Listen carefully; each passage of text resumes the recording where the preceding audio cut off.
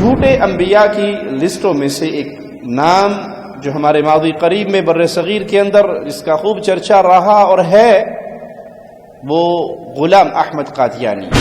عام قادیانی معیار صداقت کے مطابق مرزا کو سچا ہونے کے لیے ابھی کئی سال اور جینا چاہیے تھا، کیونکہ ان کے ہاں سچے نبی کو 73 سال ضرور زندہ رہنا چاہیے، لیکن مرزا کا انتقال، مرزا کی موت 26 مئی 1908 کو ہوا۔ دعوی نبوت کے تقریباً 6 یا 7 سال زندہ رہے اور اس کے بعد وہ ہلاک و برباد ہوا، تو نہ مسلمانوں کے معیار پہ پورا اترا، نہ قادیانیوں کے معیار پہ پورا اترا۔ اس جملوں کو یاد رکھو اور صوفیوں کے گھروں کی کنڈی کھٹکھٹا کر پوچھو، ان کے ہاں بھی ایک عقیدہ ہے، فنا فی الشیخ، فنا فی الرسول، فنا فی اللہ۔ بندہ چلے کر کے، ریاضتیں کر کے، محنتیں کر کے اپنے شیخ میں فنا ہو جاتا ہے، پھر ریاضتیں چلے مزید کرتا ہے، ذکر اذکار میں اور لگا رہتا ہے جو ان کے اپنے خود ساختہ ہے۔ ایک سٹیج صوفیاء کے ہاں آتا ہے، فنا فی الرسول۔ چلتے پھرتے بندہ نظر آتا ہے، لیکن وہ حقیقت میں وہ ہوتا نہیں ہے۔ اس وقت اس کی روح نبی صلی اللہ علیہ وسلم کی روح کے ساتھ اتصال کر کے وہ پیارے نبی صلی اللہ علیہ وسلم کے اندر فنا ہو جاتا ہے۔ یہ صوفیاء کا عقیدہ ہے۔ مرزا غلام احمد کوئی نئی بات تو نہیں کر رہا، اور جو یہ دعویٰ کرے کہ مجھ پہ بھی وحی کا نزول ہوتا ہے اور میں بھی نبی ہوں، وہ کافر ہے، وہ مسلمان نہیں ہے، اس کا اسلام سے کوئی رشتہ اور تعلق نہیں ہے۔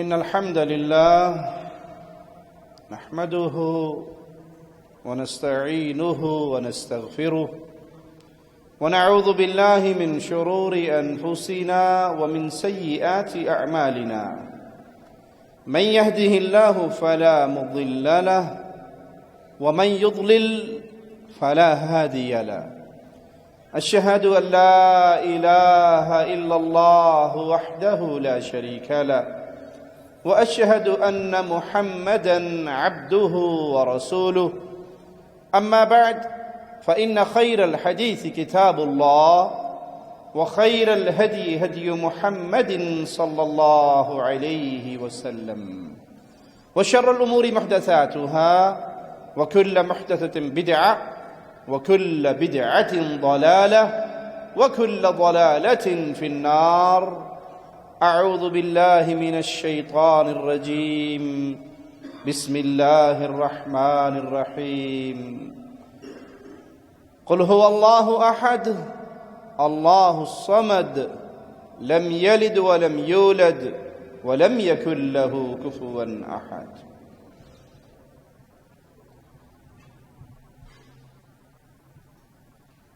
مومن ہونے کے لیے بنیادی بات اللہ کی وحدانیت کا اقرار ہے،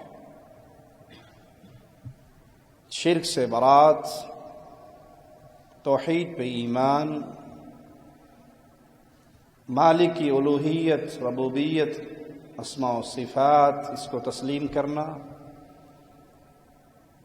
اور محمد رسول اللہ صلی اللہ علیہ وسلم کو اللہ کی طرف سے بھیجا ہوا آخری رسول ماننا۔ توحید کو کوئی مان لے لیکن پیارے حبیب صلی اللہ علیہ وسلم کی رسالت کو نہ مانے، یہ بندہ مسلمان نہیں ہو سکتا۔ توحید کو مان لے، پیارے نبی صلی اللہ علیہ وسلم کی رسالت کو بھی مان لے، لیکن یہ نہ مانے کہ پیارے نبی محمد الرسول اللہ صلی اللہ علیہ وسلم آخری نبی ہیں، انبیاء کے سلسلے کی آخری کڑی ہیں، انبیاء کے محل کی آخری، اس قصر کی آخری اینٹ ہیں، یہ نہ مانے اور اس دروازے کو کھلا رکھے کہ آپ کے بعد بھی کوئی نبی ہو سکتا ہے، ممکن ہے کوئی آ جائے اور وہ پورے دین اسلام پہ عمل کرے، اس کے باوجود وہ مسلمان نہیں، کافر ہے، قرآن کی نص کا انکار کر کے کہ محمد صلی اللہ علیہ وسلم فداہ ابی و امی آخری نبی ہے اور آپ کے بعد کوئی نبی نہیں ہے۔ میرے پیارے حبیب علیہ الصلاۃ والسلام کے معجزات میں سے ایک معجزہ، آپ کی دی ہوئی خبروں کی صداقت میں سے ایک بات کہ آپ نے اپنی حیات مبارکہ میں ہی فرما دیا تھا کہ میرے بعد دجال اور کذاب پیدا ہوں گے جو نبوت کا اعلان کریں گے لیکن وہ جھوٹے ہوں گے، میں اللہ کا آخری نبی ہوں۔ ان جھوٹے انبیاء کی لسٹوں میں سے ایک نام جو ہمارے ماضی قریب میں بر صغیر کے اندر جس کا خوب چرچا رہا اور ہے، وہ غلام احمد قادیانی۔ آئیے ذرا اس کی سیرت کو، اس کی تاریخ کو، اس کے عقائد کو اس کی ہی کتابوں سے پڑھتے ہیں۔ کوئی حوالہ ایسا نہیں جو ہم نے قادیانیوں کے علاوہ کسی اور کتاب سے یا مرزا کے علاوہ کسی اور کتاب سے دیا ہو۔ تمام واقعات، مرزا کی حقیقت، مرزا کے عقائد، مرزا کی اپنی ہی کتابوں سے یا اس کے بیٹوں کی کتابوں سے ہم ثابت کریں گے۔ غلام احمد قادیانی 1840 میں پیدا ہوا۔ مرزا صاحب کا والد حکیم غلام مرتضیٰ معمولی قسم کا ایک طبیب تھا، معمولی قسم کا ایک ڈاکٹر تھا۔ طبیب ہونے کے ناطے اس کے پاس مالی طور پہ اتنے وسائل نہیں تھے کہ مرزا غلام احمد کو دینی تعلیم کے لیے کسی اچھے مدرسے میں ڈالتا یا دنیاوی تعلیم کے لیے کسی اچھے سکول کا انتخاب کرتا۔ یہ بھی کہا جاتا ہے کہ مرزا کا والد، اس پر ایک وقت ایسا بھی آیا کہ وہ قادیان کا مشہور رئیس بن گیا۔ فقیری سے امیری میں اس کی زندگی تبدیل ہوئی، بہت بڑا جاگیردار بنا، اور یہ جاگیر مرزا غلام احمد قادیانی کے باپ کو مغل بادشاہ ظہیر الدین بابر نے دی۔ لیکن پھر رنجیت سنگھ کا جب دور آیا تو حکومت نے وہ ساری جائیداد ضبط کر لی۔ لیکن جب انگریزوں نے دیکھا کہ 1857 کی جنگ آزادی میں مرزا اور اس کے ماننے والوں نے انگریزوں کی بھرپور خدمت کی تو وہ جائیداد دوبارہ مرزا کے خاندان کے نام کر دی گئی، اس خدمات کے بدلے جو انگریزوں کے لیے مرزا غلام احمد قادیانی اور اس کے ساتھی پیش کرتے رہے۔ سیرت مہدی جلد نمبر 1 صفحہ 245 پر مرزا بشیر احمد قادیانی مرزا صاحب کے بچپن کے حالات اور واقعات بھی بیان کرتے ہیں، اور وہ لکھتے ہیں کہ مرزا صاحب بچپن سے ہی انتہائی ضدی آدمی تھے۔ دماغ میں جو بات بیٹھ گئی، جس پہ ڈٹ گئے، جہاں ضد آ گئی، اب انہیں کون ہلائے۔ کہا ماں سے ایک وقت اس نے روٹی کے ساتھ کھانے کو کچھ اور مانگا تو ماں نے گڑ دے دیا، انہوں نے گڑ لینے سے انکار کر دیا، تو ماں نے کوئی اور چیز دی تو مرزا صاحب نے وہ بھی قبول نہیں کی، تو ماں نے غصے سے کہہ دیا جا راکھ سے روٹی کھا لے، اگر تجھے گڑ بھی نہیں پسند اور جو چیز میں نے اس کے بعد دی وہ بھی نہیں پسند تو جاؤ راکھ کھاؤ، مٹی کھاؤ، راکھ کھاؤ۔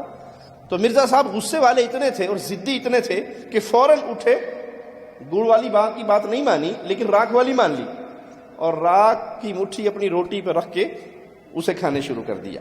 سیرت المہدی جلد نمبر 1 صفحہ 226 پہ لکھا ہے کہ ایک دفعہ مرزا صاحب سے ان کے ساتھیوں نے میٹھے کی فرمائش کی، کوئی میٹھی چیز کھلاؤ، تو وہ اپنے گھر آئے اور چینی کا مرتبان جو حقیقت میں نمک کا مرتبان تھا اس کو چینی سمجھ کے اس سے اپنی جیبیں خوب بھر کے باہر گئے کہ اپنے دوستوں کو چینی ہی کھلا دوں گا، لیکن جب سب سے پہلے اپنے منہ میں ڈالا اور سانس بند ہوا وہ مٹھی منہ میں جانے سے نمک کی، تب احساس ہوا کہ جس کو میں چینی سمجھ کے لایا تھا وہ چینی نہیں بلکہ نمک ہے۔ مرزا غلام احمد قادیانی اس کی تعلیم پہ نظر انہی کی کتابوں سے ڈالتے ہیں۔ قرآن پاک کو ناظرہ پڑھا، پھر طب کی تعلیم حاصل کرنا شروع کی لیکن اسے بھی ادھورا چھوڑ دیا، اور اپنے سگے ماموں کی بیٹی حرمت بی بی سے شادی کی۔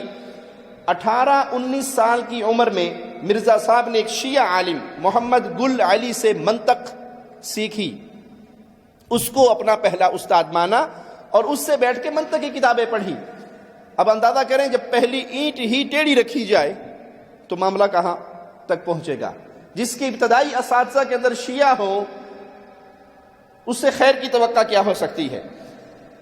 پھر مرزا صاحب تلاش معاش کے لیے لاہور، امرتسر اور سیالکوٹ کی طرف جاتے ہیں۔ سیالکوٹ میں مرزا صاحب کا ایک دوست ہندو لالا بہین سنگھ، اس کے ذریعے سے یہ سیالکوٹ کچہری میں درخواست لکھنے والا عرضی نویس اس جاب پہ مرزا کو نوکری ملتی ہے، اور کچھ عرصے تک وہ یہی کام کرتے ہیں اور پھر یہ کام چھوڑ کر واپس قادیان چلے جاتے ہیں۔ ان دنوں لاہور اور امرتسر میں آریہ سماج کا بڑا زور تھا. مولانا محمد حسین بٹالوی رحمہ اللہ اور دوسرے علماء اسلام ان سماجی پرچاریوں کے خلاف مناظرے، تقریریں، تحریریں اس کے اندر سرگرم تھے. تو شروع میں مرزا صاحب نے بھی عیسائی پادریوں سے ہندو آریہ سماج کے اسلام دشمن سرگرمیوں کو مقابلہ کرنے کے لیے بطور مناظر اپنے آپ کو پیش کیا. مسلمانوں کا دل جیتنے کے لیے اس میدان کے اندر قدم رکھا اور بر صغیر کے مسلمانوں میں کچھ مقبول ہوئے. لیکن جلد ہی انہوں نے اپنے لیے ایک نیا نام مجدد کا اختیار کر لیا. اس پر بریک نہیں لگائی. کچھ عرصے بعد ایک نیا دعویٰ کیا کہ میں مسیح ہوں. گمراہ لوگوں کی واردات کا طریقہ کار یہی ہوتا ہے. وہ سب سے پہلے آ کر اپنے لیے کوئی بڑا اعلان نہیں کرتے. وہ سٹیج بائی سٹیج آتے ہیں، سٹیپ بائی سٹیپ آتے ہیں، مریدوں کو قائل کرتے ہیں. جب مرید ان کو پیر مان لیتے ہیں، پھر پیر کے بعد وہ تھوڑا سا اور بڑے پیر بنتے ہیں، پھر بڑے پیر سے اور بڑے پیر بنتے ہیں، اور پھر اس کے بعد کوئی مہدی کا اعلان کر دیتا ہے، اور کوئی اپنی نبوت کا اعلان کر دیتا ہے، اور کوئی اعلان کیے بغیر اپنے مریدوں کو اپنے کلمے پڑھانا شروع کر دیتا ہے. یہ طریقہ واردات ہے. ہر دور کے گمراہ لوگ اسی چور دروازے سے اسلام پہ حملہ آور ہوتے ہیں. تو مرزا نے بھی یہی کیا. سب سے پہلے تو اسلام کی تجدید کرنے والا، اسلام کی باتوں کو پھیلانے والا اپنے آپ کو بنا کر پیش کیا. جب لوگوں نے یہ قبول کر لیا تو پھر اگلا سٹیپ اٹھایا کہ میں مسیح تو نہیں ہوں لیکن مثیل ہوں، اس کی مثل ہوں، اسی کی طرح کا ہوں. جب لوگوں نے یہ مان لیا تو پھر کہا کہ نہیں، میں ہی مسیح موعود ہوں. جب اس پر بھی لوگ صبر کر گئے تو پھر بروزی و ذلی نبی، اور بالآخر اپنے آپ کو اس نے نبوت کے مقام پہ فائز کیا اور کہا میں ہی نبی ہوں. اور اسلامی عقائد کے خلاف نظریات پیش کرنے لگے. اپنی جماعت کے علاوہ تمام مسلمانوں کی تکفیر کی کہ مسلمان صرف وہی ہوگا جو مرزا غلام احمد کی نبوت کو مانے گا، اور جو مرزا غلام احمد کی نبوت کو نہیں مانتا وہ مسلمان نہیں باقی رہے گا.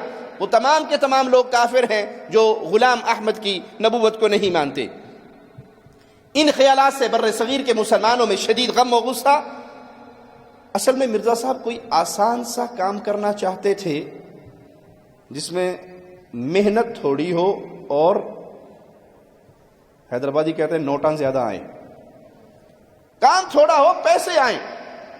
اس کے لیے مرزا صاحب کی نظر بالکل آج کل کے پیر و فقیروں کی طرح پیری مریدی پہ پڑی کہ جو مزہ پیری مریدی میں ہے اور جو کچھ پیری مریدی میں ملتا ہے، اور جو اہل شرک اپنے پیروں کو نوازتے ہیں، وہ نہ ڈاکٹر کما سکتا ہے، نہ وزیر کما سکتا ہے، نہ امیر کما سکتا ہے جو شاہ جی کماتے ہیں، جو پیر جی کماتے ہیں.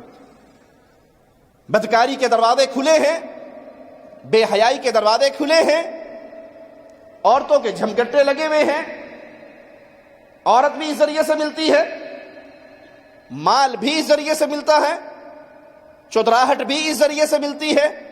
اور انسان کو غرور، فخر، تکبر کے ایک ایسے غبارے کی طرح ہوا بھر دی جاتی ہے کہ کچھ لوگ نعوذ باللہ ثم نعوذ باللہ کبھی الہ ہونے کا دعویٰ کرتے ہیں، کبھی اپنے سامنے لوگوں کو سجدہ ریز کرواتے ہیں. ان کے جرائم کی ایک لمبی لسٹ ہے اور یہ آسان ترین کاروبار ہے. آج بھی آپ بر صغیر میں نظر دوڑائیں گے تو سب سے سوکھا تے چوکھا کاروبار پیر جی کا ہے. آپ فیکٹری لگائیں گے، آپ کو گورنمنٹ کو ٹیکس دینا پڑے گا، آپ کو مشینری لانی پڑے گی، آپ کو لیبر رکھنی پڑے گی، اور ایک لمبی ساری 9 گز کی قبر بنا دو، لمبی ساری چادر چڑھا دو، ایک ملنگ کو ٹھیکہ دے کے وہاں بٹھا دو اور سبز چادریں لگا دو. یہ کون ہے جی؟ یہ جی نوح علیہ السلام دا پتر سی تے اتھوں لنگدا سی تے ایتھے فوت ہو گیا سی تے اسی نوح علیہ السلام راتی خواب چی آیا سی کہ میں تے ایتھے دبیا پیا تے مینوں کوئی جاندا ہی کوئی نہیں، تے بناؤ میری مورتی. اب خواب کسی چیلے کو آ جائے، کیا مجال ہے کوئی اس کی مخالفت کرے؟ آپ دیکھتے ہیں کہ اکثر شہروں میں جہاں سڑکوں کے روٹ چینج ہوتے ہیں، سڑکوں کے کنارے بنے بنے مزار بھی اس کے ساتھ ساتھ یو ٹرن لیتے رہتے ہیں، کیونکہ دھندا تو سارا وہیں سے ہے، لوگوں نے گزرنا ہے. تو کسی نے بھلے رام کرنا ہے، کسی نے بابا جی خیال کرنا، میں جا رہا ہوں تو خیال کرنا. تو جو ہی سڑک ادھر کو مڑی، کہا جی وہ قبر تو ادھر تھی لیکن بابا راتی ستا ستا ایتھے آ گیا، تو انہوں نے کہا ہن ایتھے بناؤ.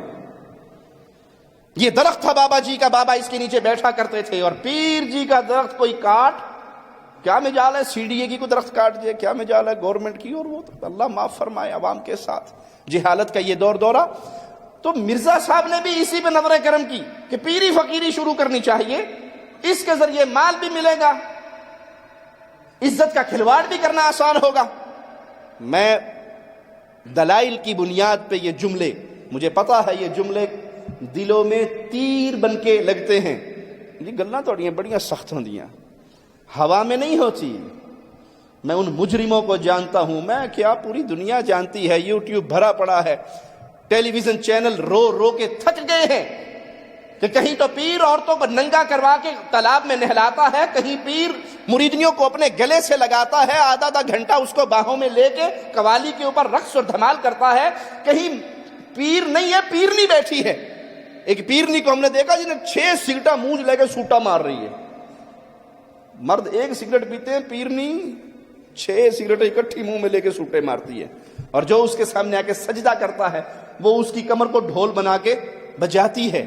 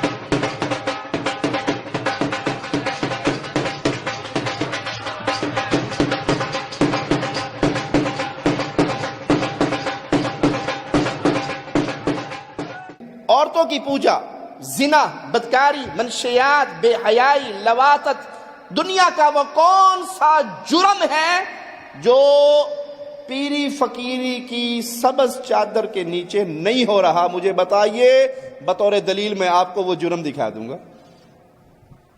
یہ زنا کے اڈے ہیں، یہ مزارات زنا کے اڈے ہیں، یہ بدکاری کے اڈے ہیں، یہ بے حیائی کے اڈے ہیں، یہ لواطت کے اڈے ہیں، یہ منشیات کے اڈے ہیں۔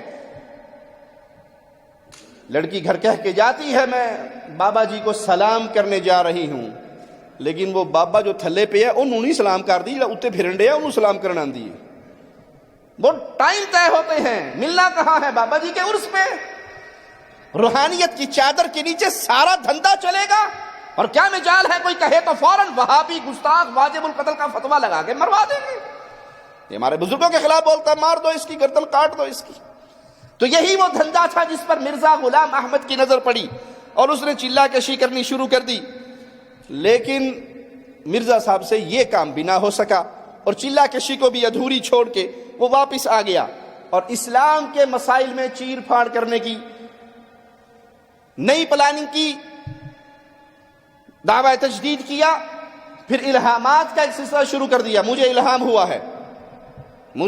ہوا ہے، اور وہ الہامات چونکہ مرزا نہ تو دین کی تعلیم حاصل کر سکا مکمل، نہ دنیا کی تعلیم حاصل کر سکا، نہ تصوف کی تعلیم حاصل کر سکا، کسی تعلیم کو اس نے پورا نہیں کیا، ہر کام میں ہاتھ ڈالا، کہا نہیں یہ مشکل کام ہے، اور اس سے واپس ہٹ گیا۔ اس ادھورے پن کا اثر مرزا غلام احمد قادیانی کی پوری زندگی پہ رہا۔ ہندوستان میں جب حکومت کی طرف سے مظالم عوام کے اوپر بڑھ گئے تو 10 مئی 1857 کو میرٹھ کی فوج نے انگریزوں کے خلاف علم بغاوت بلند کیا۔ اس بغاوت میں اگرچہ ابتدا میں مسلمان فوجی ہی پیش تھے، لیکن بعض آزادی پسند ہندو بھی ان کے شریک ہو گئے، اور باغیوں نے بہادر شاہ ظفر کی بادشاہت کا اعلان کر کے اسے اپنے بادشاہ بنا لیا، جس کے بعد یہ جنگ آزادی دہلی، آگرہ، کانپور، مراد آباد، شاہ جہان پور، سہارنپور، مظفر نگر، الہ آباد، رامپور، لکھنؤ، روہیل کھنڈ، یہ پھیل گئی سارے علاقے کے اندر۔ یہ تحریک آزادی کی، اس کی آگ جو لگی تو پھر بہت سارے علاقوں کو اس نے اپنی لپیٹ میں لے لیا۔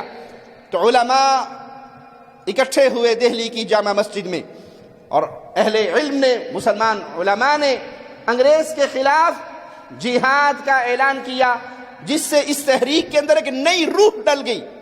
نوجوان اور مسلمان انگریز سے آزادی کے لیے کھڑے ہو گئے۔ جب ملکہ وکٹوریہ نے کمپنی کی حکومت ختم کر کے بر صغیر کو اپنے مقبوضات میں لیا، تو انگریز نے غدار ہندوستانیوں پر اپنی نوازشوں کا دروازہ کھول دیا۔ جو اس جنگ میں انگریزوں کے ساتھ رہے، ان کو جائیدادیں ملی، ان کو دنیا کا مال و متاع ملا، ان کو نوکریاں ملی۔ حکومت نے دروازے نوکریوں کے ان کے لیے کھولے جنہوں نے غداری کی اپنے وطن کے ساتھ اور ساتھ دیا قبضہ کرنے والوں کا۔ مسلمانوں پر معاشی طور پہ بڑی شدت ہوئی اور مسلمان بڑے کمزور ہوئے۔ انگریزوں نے اگلا قدم یہ کیا کہ مسلمانوں میں جو جذبہ جہاد باقی ہے اس کو ختم کرنے کے لیے مسلمان مدارس پر اٹیک کیا۔ آج بھی اسلام دشمن قوتوں کو مدارس کانٹے کی طرح ان کی آنکھ میں چبھتے ہیں۔ وہ مدارس جہاں پر بچے صفوں پر بیٹھے ہیں، زمین پہ بیٹھے ہیں، درختوں کے نیچے بیٹھ کے قرآن حفظ کر رہے ہیں، اور جاہلانہ سوال کرتے ہیں، جی آپ کے دینی مدرسوں سے کبھی کوئی انجینئر نہیں نکلا، کبھی کوئی ڈاکٹر نہیں نکلا، کبھی کوئی پروفیسر نہیں نکلا؟ ہم کہتے ہیں تمہاری یونیورسٹیوں سے کبھی کوئی حافظ قرآن نہیں نکلا، کبھی کوئی رسول اللہ صلی اللہ علیہ وسلم کی احادیث کو حفظ کرنے والا نہیں نکلا۔ جو نظام تم نے انگریزوں کا تعلیم کا جاری کیا ہوا ہے اس میں تو تم مسلمان نہیں رہنے دیتے۔ اور یہ مسلمان علماء جو فقیری میں، غربت میں، درویشی میں دین اسلام کی تعلیم دے رہے ہیں، ہمیشہ اسلام دشمن قوتیں سب سے پہلے وار کرتی ہیں تو دینی مدارس پہ کرتی ہیں۔ وجہ کیا ہے؟ یہ مرکز ہے، یہ دعوت توحید کا مرکز ہے، یہ چھاونی ہے اہل ایمان کی۔ یہاں سے قرآن کے قاری پیدا ہوں گے، یہاں سے نبی صلی اللہ علیہ وسلم کی احادیث پڑھنے والے، پڑھانے والے پیدا ہوں گے، اسلام کو اپنے سینوں سے لگانے والے پیدا ہوں گے۔ غربت اور فقیری میں رہتے ہوئے آج کسی امیر آدمی کا بچہ مدارس میں پڑھتا ہے؟ کون لوگ ہیں؟ غریب فقراء جنہوں نے اسلام کو اپنے سینے سے لگایا ہوا ہے۔ تو اس دور میں بھی انگریزوں نے سب سے زیادہ جو کاری ضرب لگائی وہ اہل ایمان کے مدارس پہ لگائی۔ علامہ احسان الہی ظہیر رحمہ اللہ اپنی کتاب القادیانیہ میں لکھتے ہیں کہ اس مقصد کے لیے استعماری قوت کے قائدین اکٹھے ہوئے، میٹنگ کی کہ مسلمانوں کا مقابلہ کیسے کیا جائے اور مسلمانوں میں سے جذبہ جہاد کو کیسے مٹایا جائے۔ تو اس پلاننگ میں یہ بات طے ہوئی کہ لشکر کشی کر کے ہم مسلمانوں کا مقابلہ نہیں کر سکتے۔ یہ انگریز کہہ رہا ہے میدان جنگ میں ہم مسلمانوں کا مقابلہ نہیں کر سکتے۔ مسلمانوں کو برباد کرنے کے لیے استعماری قوتوں نے جو پلان بنایا وہ انتہائی خطرناک، اور وہ کیا کہ مسلمانوں میں گمراہ فرقوں کی بنیاد رکھی جائے۔ مسلمانوں میں گمراہ فرقوں کی بنیاد رکھی جائے جو بظاہر اسلام کی چند پوائنٹ لے کے اس پہ عمل کریں اور حقیقت میں وہ اسلام کو جڑوں سے کاٹنے والے ہیں۔ کراچی میں جب ایک عیسائی پادری خاندان سے ایک نوجوان مسلمان ہوا، ریاض پیٹر، جس نے اپنا نام بعد میں عبداللہ رکھا، تو وہ مختلف لوگوں کے پاس جا کر اسلام کے بارے میں سوال کرتا ہے۔ تو اپنی اس صلیب ٹوٹ گئی کتاب کے اندر لکھتا ہے کہ میں ایک پیر صاحب کو ملنے گیا، مجھے اس کے مریدوں نے بہت قائل کیا کہ بہت پہنچا ہوا بابا ہے ہمارا اور بہت بڑا پیر ہے۔ کہا میں اس کو جو ہی اس کے حجرے میں، اس کے کمرے میں داخل ہوا تو میں تڑپ گیا کہ یہ پیر عیسائیوں کا اپنا زر خرید آدمی ہے جو مسلمانوں کو برباد کرنے کے لیے ہم نے خود اس کو تیار کر کے میدان میں اتارا ہے۔ تو مجھے دیکھ کے حیران ہوا کہ بیٹا، وہ مجھے جانتا تھا، چرچوں میں آتا تھا، ملاقاتیں کرتا تھا۔ کہا بیٹا آپ کہاں؟ آپ کہاں؟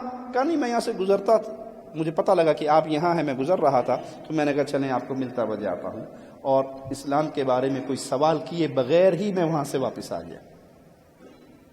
ایک عیسائی اور وہ بھی ان کے مذہبی خاندان کا شخص راولپنڈی کا، وہ جب مسلمان ہوا تو کسی نے اسے سوال کیا کہ تم جب مسلمان ہوئے ہو تو ڈائریکٹ اہل الحدیث بنے، اہل السنہ والجماعہ بنے، نہ تم شیعوں میں گئے، نہ تم قبر پرستوں میں گئے، نہ تم کہیں اور گئے، اس کی کیا وجہ ہے؟ کہا اس کے پیچھے ایک راز ہے جو آپ نہیں جانتے، میں جانتا ہوں، کیونکہ میں سرکردہ رہنماؤں کے خاندان میں اور ان کے ساتھ اٹھنے بیٹھنے والا آدمی تھا۔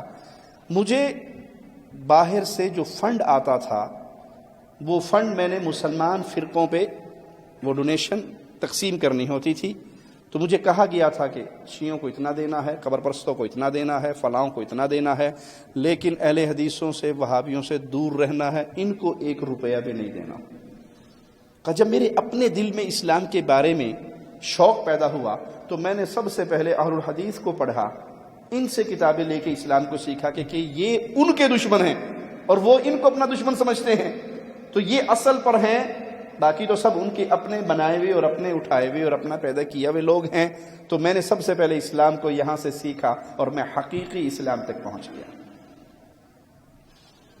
علامہ صاحب رحمہ اللہ فرماتے ہیں کہ پھر یہ طے ہوا کہ مسلمانوں میں ایسے فرقے پیدا کیا جائیں جو نام اسلام کا استعمال کریں، چولا اسلام کا پہنے، لیکن اسلام کی بنیادی تعلیمات کے دشمن ہو۔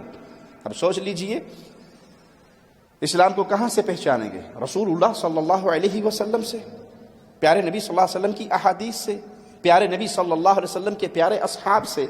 اور وہ اسلام کا دعویٰ کرنے والے جو پیارے نبی صلی اللہ علیہ وسلم پر آنے والی کتاب کے بارے میں عقیدہ رکھیں کہ یہ قرآن تبدیل شدہ کتاب ہے، اس قرآن کو لکھنے والے، یاد کرنے والے پیارے نبی صلی اللہ علیہ وسلم کے صحابہ، اہل ایمان کی پہلی جماعت، ان کے بارے میں یہ عقیدہ رکھیں کہ نبی صلی اللہ علیہ وسلم کی وفات کے ساتھ ہی سارے کافر ہو گئے تھے سوائے 4 یا 7 کے، کوئی مسلمان نہیں بچا تھا، تو نہ وہ قرآن باقی رہا، وہ بھی تبدیل ہو گیا، اور نہ وہ پیاری جماعت باقی رہی جو رسول اللہ صلی اللہ علیہ وسلم نے 23 سالہ زندگی میں تیار کی، آپ کی وفات کے ساتھ ہی نعوذ باللہ سارے کافر ہو گئے۔ پھر اسلام رہے گا کہاں، آئے گا کہاں سے، تمہیں کیسے ملا، اسلام ہے کیا؟ تو جو اسلام کی جڑوں کو یوں کاٹے وہ حقیقت میں اسلام کا چولا پہن کر غیر مسلموں کا ایجنٹ ہے۔ یہ وہ استعماری قوتوں کا فیصلہ تھا جس نے اسلام کی اصل شکل کو بگاڑ دیا کہ چولا اسلام کا پہنا، لیکن عقائد عوام کے اندر وہ پیش کیے جو اسلام دشمنی پر مبنی تھے۔ اس کی خاطر انہوں نے وفود بھیجے اپنے اپنے علاقوں میں جہاں ان کا اثر و رسوخ تھا کہ جاؤ تلاش کرو کس کس کا ایمان خریدا جا سکتا ہے، کون ہے جو پیسے کے لیے ہمارے ساتھ اپنے ایمان کا سودا کرے اور ہم اسے دنیا کی ساری چیزیں عطا کریں گے۔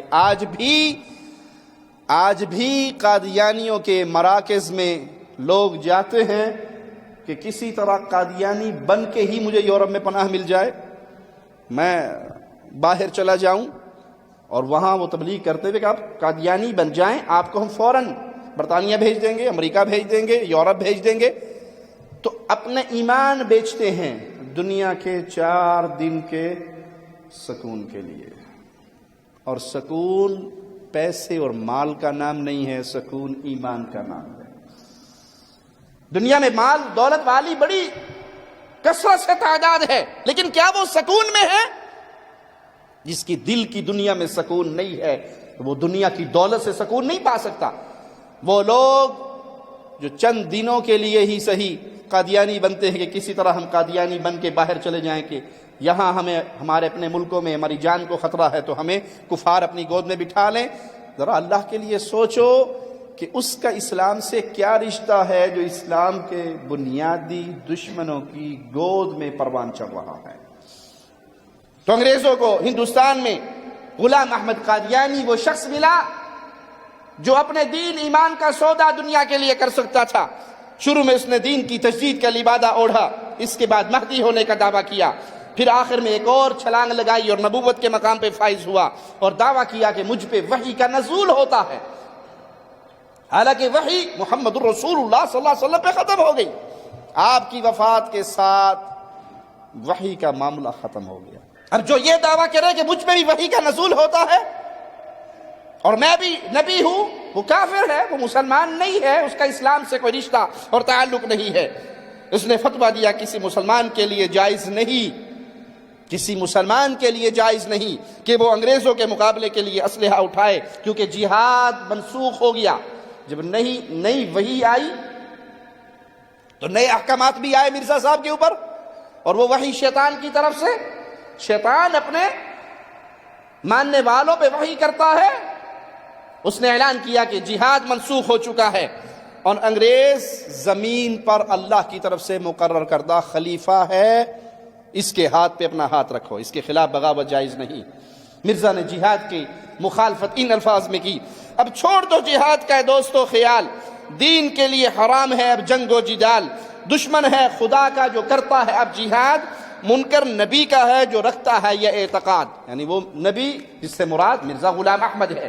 کہ اب یہ تصور اپنے دل سے نکال دو، مرزا قادیانی کے اس دجل پہ علماء اسلام نے اس کا بھرپور مقابلہ کیا، تصانیف کے ذریعے بھی، مناظروں کے ذریعے بھی، تقاریر کے ذریعے بھی۔ تو یہ وہ شخص تھا جس نے اپنے دین اور ایمان کا سودا کیا کفار کو راضی کرنے کے لیے، دنیا کا مال اور دنیا کی شہرت حاصل کرنے کے لیے۔ آئیے مرزا قادیانی جو خبریں دیا کرتا تھا اپنی امت کو، اپنے لوگوں کو، ان کے بارے میں ان کی طرف آتے ہیں۔ مرزا کی نئی بیگم جب حاملہ ہوئی تو اس نے کہا کہ خدا مجھ سے دیر دیر تک باتیں کرتا رہتا ہے، مجھ پہ وحی ہوتی ہے اور بہت دیر تک بیٹھ کے ہماری گفتگو ہوتی ہے، اس چلے میں مجھے یہ الہام ہوا ہے، اس گفتگو میں مجھے خدا نے یہ بتایا ہے کہ تیرے گھر ایک بیٹا پیدا ہوگا، اشموئیل اس کا نام ہوگا۔ 20 فروری 1886 کو مرزا نے اس کی پیدائش کا اعلان کر دیا اور اشتہار چھاپا، اور اپنے بیٹے کو کئی القابات دیے۔ ان القابات میں سے ایک یہ بھی تھا، اس القابات دینے کے بعد مرزا یہ لکھتا ہے، مظہر الحق والعلا کان اللہ نزل من السماء، یہ میرا بیٹا حق کا مظہر ہوگا، اور یہ ایسے ہے گویا نعوذ باللہ ثم نعوذ باللہ آسمان سے اللہ ہی اتر آیا زمین پہ۔ لا الہ الا اللہ انا للہ و انا الیہ راجعون، کفر کا یہ ایک جملہ ہی ہمیشہ کی جہنم میں جانے کے لیے کافی ہے۔ اس کی بدعقیدگی پہ، اس کے کافر ہونے پہ اور دلائل کی ضرورت نہیں، صرف یہ ایک جملہ ہی کافی ہے اس کی ہلاکت کے لیے۔ لوگوں نے جب مذاق اڑایا تو 22 مارچ کو 1886 کو ایک اور اشتہار مرزا نے شائع کیا اور کہا یہ میرا بیٹا بڑا عظیم الشان ہے اور بڑی عظیم الشان نشانیوں والا ہے، اسی سے رسول اللہ صلی اللہ علیہ وسلم کی صداقت ظاہر ہوگی، مسیح علیہ السلام کا جو معجزہ تھا مردوں کو زندہ کرنے کا، اس سے زیادہ میرا بیٹا پروقار ہوگا۔ البتہ وقت میں اضافہ کر دیا اس نے کہ 9 سال کے اندر اندر یہ بچہ پیدا ہوگا۔ پھر 8 اپریل کو ایک اور اشتہار دیا کہ یہ لڑکا بہت جلدی ہونے والا ہے۔ جو ڈلیوری کا وقت قریب آتا گیا، مرزا اپنے جھوٹے دعوے کرتا رہا اور کہا بڑا قریب ہے کہ وہ بیٹا پیدا ہو، لیکن 1000 امیدوں دعاؤں کے بعد جب اس کی عورت کے گھر، اس کی بیوی کے گھر ڈلیوری ہوئی، وہ منڈے دی جگہ سے کوڑی نکلی۔ اعلان لڑکے کا ہو رہا تھا، بیٹا آنے والا ہے، بڑی اعلیٰ شان کا مالک، بڑے معجزات کا مالک، عیسیٰ علیہ السلام کے معجزات سے بھی زیادہ پروقار، لیکن وہ منڈا نہیں ہوا، وہ تو بیٹی نکلی۔ غیر مسلموں نے مسلمانوں کا مذاق اڑایا اور مسلمانوں نے اس جھوٹے مرتد ظالم کا مذاق اڑایا۔ 8 اگست کو اس نے پھر اشتہار دیا کہ اچھا ٹھیک ہے صبر کرو، ابھی ایک اور میرے ہاں بیٹا ہونے والا ہے۔ دوسری بیوی حاملہ ہو گئی، کہا تو ابھی ایک اور بیٹا ہونے والا ہے، اور وہ بڑی اعلیٰ شان کا جو میں نے وعدہ کیا تھا وہ یہ بیٹا ہوگا۔ لیکن بیٹا پیدا ہو گیا تو اس نے فخریہ طور پہ اعلان اور اشتہارات شائع کیے کہ میری نبوت کا انکار کرتے تھے نا، دیکھو وہ آ گیا ہے، وہ عظیم شان والا، وہ مقام والا۔ لیکن افسوس مرزا کو ساری عمر رہا اور اس کے ماننے والوں کو قیامت تک رہے گا کہ جس بیٹے کی وہ شان و شوکت اور عظمت کے جھوٹے دعوے کرتے تھے، صرف 15 مہینے زندہ رہنے کے بعد 4 نومبر 1888 کو یہ اپنے بوڑھے باپ کو روتا ہوا چھوڑ کے ہلاک ہو گیا۔ اس کے لیے تو اعلان تھے بہت زیادہ، کہ یہ آئے گا اور اس کی یہ شان ہوگی، اس کے یہ معجزات ہوں گے، اور یہ آ کے دنیا میں پتہ نہیں کیا کچھ کرے گا، جو باپ نہیں کر سکا وہ یہ کرے گا. لیکن صرف 15 مہینے پہلی پیشن گوئی پہ لڑکی پیدا ہوئی، لڑکا پیدا ہی نہیں ہوا. اور جب لڑکا پیدا ہوا تو میرے اللہ نے اس کو صرف 15 مہینے کی مہلت دی، اور 15 مہینے کے بعد وہ ہلاک ہو گیا.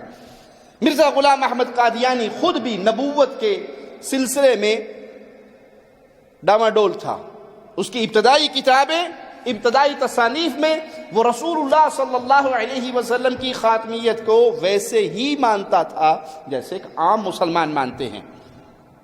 حمامۃ البشرا صفحہ 20 پہ مرزا لکھتا ہے، بھلا نبی کریم صلی اللہ علیہ وسلم کے بعد کوئی نبی آئے تو کیسے آئے، جبکہ آپ کی وفات کے بعد وحی بند ہوگی. اللہ نے رسول اکرم صلی اللہ علیہ وسلم کے ساتھ انبیاء کے سلسلے کو ختم کر دیا. یہ مرزا خود لکھ رہا ہے. ابتدائی ایام میں مرزا خود مانتا تھا کہ محمد صلی اللہ علیہ وسلم فداہ ابی و امی آخری نبی ہیں، آپ کے بعد کوئی اور نبی نہیں آ سکتا. چشمہ معرفت اور روحانی خزائن، اس کے اندر مرزا لکھتا ہے، میں اس رسول پہ سچے دل سے ایمان لایا ہوں اور جانتا ہوں کہ تمام نبوتیں اس پہ ختم ہو گئی اور اس کی شریعت نے پچھلی ساری شریعتوں کو ختم کر دیا. یہ آخری نبی ہے اور ان کی شریعت آخری شریعت ہے.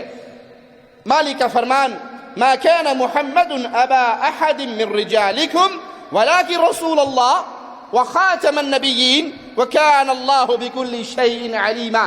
اس آیت کا ترجمہ کرتے ہوئے مرزا غلام احمد قادیانی خود لکھتا ہے کہ محمد صلی اللہ علیہ وسلم تم میں سے کسی مرد کا باپ نہیں مگر وہ رسول اللہ ہیں، ختم کرنے والے ہیں نبیوں کے. یہ بات صاف دلالت کر رہی ہے کہ ہمارے نبی صلی اللہ علیہ وسلم کے بعد دنیا میں کوئی اور نبی نہیں آئے گا.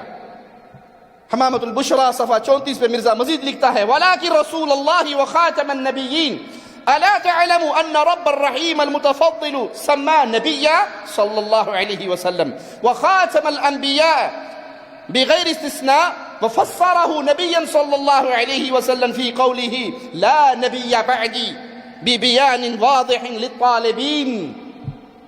مرزا غلام احمد کہتا ہے، کیا تم نہیں جانتے کہ خدا رحیم و کریم نے ہمارے نبی کو بغیر کسی استثناء کے خاتم الانبیاء قرار دیا، اور ہمارے نبی صلی اللہ علیہ وسلم نے خاتم النبیین کی تفسیر یہ بیان کی کہ لا نبی بعدی، میرے بعد اب کوئی نبی نہیں، اور طالبین حق کے لیے یہ بات واضح کر دی. مرزا غلام احمد اس کی تفسیر میں مزید لکھتا ہے کہ رسول اللہ صلی اللہ علیہ وسلم نے بار بار فرما دیا کہ میرے بعد کوئی نبی نہیں آئے گا، اور حدیث لا نبی بعدی ایسی مشہور تھی کہ کسی کو اس کی صحت میں کلام نہ تھا. اور قرآن شریف میں جس کا لفظ قطعی ہے اپنی آیت کریمہ وَلَٰكِن رَسُولَ اللَّهِ وَخَاتَمَ النَّبِيِّينَ، اس سے بھی تصدیق کرتا ہے کہ فی الحقیقت ہمارے نبی صلی اللہ علیہ وسلم کے بعد کوئی اور نبی نہیں آنے والا. یہ ابتدا میں مرزا کا اپنا عقیدہ تھا، اس کی اپنی کتابوں کے اندر موجود ہے. لیکن جب وہ اعلی کار بنا شیاطین الانس اور جن کا، تو پھر پہلے اپنے آپ کو اس نے مجدد کہا، پھر مسیح موعود کہا، پھر مسیح موعود کہا، پھر ابن مریم کہا، پھر اپنے آپ کو آدم کہا، شیث کہا، نوح کہا، ابراہیم و اسحاق کہا، اسماعیل و یوسف کہا، موسیٰ. اپنے آپ کو کہا کہ یہ سارے انبیاء جو ہیں یہ سب کچھ میرے اندر وہ کمالات موجود ہیں، میں ہی وہ تھا. براہم کہا، تار میکائیل کہا، گوپال وغیرہ کا دعویٰ کرتا رہا. اسے خود اپنے بارے میں یقین نہیں تھا میں ہوں کیا. جو اس کو احکامات کفار کی طرف سے ملتے رہتے، وہ مسلمانوں کو برباد کرنے کے لیے اس طرح کی خباستیں کرتا رہتا. اپنی ایک اشتہار، ایک غلطی کا ازالہ، اس میں مرزا صاحب کہتے ہیں کہ سوچا اس نے کہ میں دیکھوں عوام الناس میری محبت میں کہاں تک پہنچے. اگر میں دعویٰ کرتا ہوں نبوت کا تو کیا لوگ میری نبوت کو تسلیم کریں گے یا نہیں. تو اس نے اعلان کیا کہ میں اس مقام پہ فائز ہونے لگا ہوں، اس مقام پہ پہنچنے لگا ہوں جو نبیوں کا مقام ہوتا ہے. وہ گھبراتا تھا کہ کہیں علماء میری پکڑ کریں اور عوام الناس کی طرف سے مجھے ریئیکشن کے طور پہ شدید رد عمل دیکھنے کو ملے. جی چاہتا تھا کہ میں نبی بن جاؤں، لیکن ڈر تھا عوام کا اور علماء کا. اس ڈر کی وجہ سے وہ اعلان کرتے ہوئے تاخیر کر رہا تھا. اور اس جرم میں اکیلا مرزا نہیں ہے، صوفیاء کے پیروں کا یہی حال ہے. ایک پیر صاحب کے مرید لکھتے ہیں کہ ہم اپنے پیر صاحب کے سامنے اپنی دانتوں میں اپنی زبان کو دبا کے رکھتے تھے اور صرف پیر صاحب کے ڈر میں لا الہ الا اللہ محمد الرسول اللہ پڑھتے تھے، وگرنہ ہمارا دل تڑپتا تھا کہ ہم محمد الرسول اللہ کی جگہ پر اپنے پیر کا نام لگا کر کہیں کہ بابا جی رسول اللہ، لیکن ڈر تھا کہ پیر صاحب ناراض نہ ہو جائیں، اس لیے ہم رکے ہوئے تھے، وگرنہ پیر صاحب کی محبت ہم پہ اتنی غالب تھی کہ ہمارا جی چاہتا تھا کہ نبی صلی اللہ علیہ وسلم کا نام ہٹا کے اپنے پیر کا نام وہاں پہ لگا۔ یہ دروازہ صوفیاء نے بہت پہلے کھولا ہوا تھا۔ ایک پیر صاحب اپنے مریدوں کو وظیفے بتاتے ہیں، سارے مرید آ کے وظیفے بتاتے ہیں، کرتے ہیں، اور اس کے بعد جو کچھ ہوتا ہے وہ خبر حال اپنے دل کا پیر صاحب کو سناتے ہیں۔ ایک مرید خاموش رہتا ہے۔ پیر صاحب کہتے ہیں ابھی سارے نے آ کے رپورٹیں دی ہیں پر تو نہیں کوئی رپورٹ دیتا مجھے، جو تجھے چلا جو وظیفہ تجھے بتایا ہے کرنے کے بعد تیرے ساتھ کیا ہوا؟ کہا شاہ جی کی دسا، تسبیح لے کے بیٹھتا ہوں، آپ کا بتایا ہوا وظیفہ پڑھنے لگتا ہوں، میرے سر پہ من کے پتھر رکھ دیے جاتے ہیں اور شدید وزن پڑتا ہے کہ زبان حرکت کرنے سے بند ہو جاتی ہے۔ کہا مبارک ہو، پہنچ گئے۔ کہاں پہنچ گئے؟ کہا یہ وہ وزن ہے جو وحی کے وقت رسول اللہ پہ پڑا کرتا تھا۔ انا للہ و انا الیہ راجعون۔ تو یہ مرزا صاحب کو جتنے حوصلے ملے ہیں، حوصلہ مائسین کے کیپسول دینے والے یہی نامراد صوفی قبر پرست ہے جنہوں نے اپنے پیروں کو نبوت کے دروازے کے بالکل قریب پہنچایا ہوا تھا کہ کسی وقت بھی وہ پنڈاری کھول دیں۔ انہوں نے کھولی نہیں، مرزے نے پہلے کھول دی۔ ایک مقام پہ مرزا صاحب لکھتے ہیں میں نے نبوت یا رسالت کا انکار ان معنوں میں کیا کہ میں مستقل شریعت والا نبی نہیں ہوں۔ پہلے اس نے کہا کہ اللہ کے نبی صلی اللہ علیہ وسلم کے بعد کوئی نبی نہیں آ سکتا، لیکن دل کے اندر لڈو تو پھوٹ رہے تھے کسی طرح یہ مقام مجھے ملے، تو کہا کہ میں انکار کرتا ہوں نبوت اور رسالت کا اس معنی میں کہ میرے پاس کوئی مستقل کتاب ہو قرآن کی طرح، یا مستقل میرے پاس کوئی شریعت ہو، اور نہ مستقل طور پہ نبی ہوں۔ گویا اپنے آپ کو غیر مستقل قسم کا نبی سمجھنا شروع کیا۔ یہ اشتہار مرزا صاحب نے 5 نومبر 1901 کو دیا۔